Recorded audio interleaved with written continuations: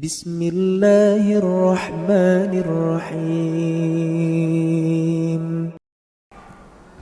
Baik, ada pertanyaan dari akhuna Muhammad Riza. Baik, Assalamualaikum Ustaz. Waalaikumsalam warahmatullahi wabarakatuh. Bolehkah menunaikan sholat syuruk di rumah setelah sholat berjamaah di masjid? Terima kasih. Allah barik fiik. Baik, kita lihat dulu dalilnya.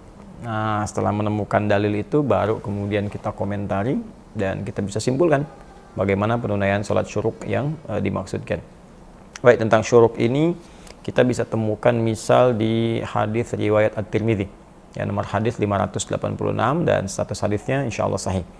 Baik, disampaikan dari sahabat Anas bin Malik, ini yang paling populer, ya. Qala Rasulullah sallallahu alaihi wasallam, ya, man shalla al-ghadata fi jama'atin, dalam riwayat lain fi masjid, ya, thumma qa'ada yadhkurullaha, barang siapa yang menunaikan salat subuh di masjid, di riwayat lain secara berjamaah, kemudian duduk berzikir kepada Allah Subhanahu wa taala, ya, hatta tatlu'a syamsi, ya, sampai dengan matahari kemudian terbit, di riwayat lain ila subhatid duha, di awal waktu duha, kemudian thumma yusalli rak'atain, kemudian dia menunaikan salat 2 rakaat, fakana alaihi ka ajri hajjin wa umratin, maka dia mendapatkan pahala senilai haji dan umrah.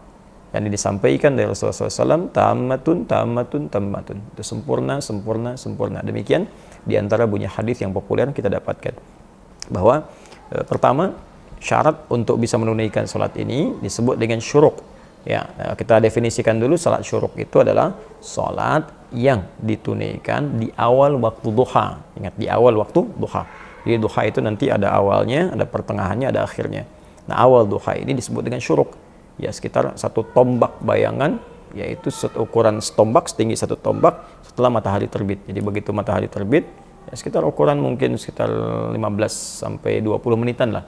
Ya, 15 sampai 20 menitan. Sekarang alhamdulillah teknologinya sudah bagus, jadi dari waktu subuh itu sudah ada ukuran, terus diukur, bahkan di beberapa jam tertentu itu sudah ada waktu syuruknya. Jadi jamnya memberikan isyarat syuruk gitu ya. Ya, kurang lebih kalau dari subuh itu mungkin sekitar 1,5 jam lamannya, 1,5 jam itu dari subuh. Jadi kalau sekarang subuhnya misalnya 4.33 untuk waktu Bekasi, ya kita ambil mungkin sekitar jam 6 ya, jam 6 lewat 3. Nah, itu waktu yang paling mungkin bisa sesuai dengan waktu syuruk untuk kondisi saat ini. Tentunya menyesuaikan dengan perubahan-perubahan waktu. Jadi kita simpulkan syuruk adalah salat yang ditunaikan di awal waktu duha, disebut dengan syuruk. Atau isyraq, ya, bisa disebut juga dengan isyraq. Syuruk itu posisinya, isyraq itu naik mataharinya setelah terbit, bergeser sampai bayangan 1 tombak. Kemudian yang kedua, bagaimana cara menunaikan salat syuruk itu? Dalam hadis disebutkan, ya, man shallal ghadata fi masjid atau fil jamaah, siapa yang menunaikan salat subuh di masjid. Jadi yang pertama ditekankan itu di masjid, salatnya mesti di masjid. Ya, ini bahkan ada ulama yang berpendapat bahwa salatnya harus di masjid. Ini bagian pertama. Yang kedua ada redaksi fi jama'atin, dalam berjamaah.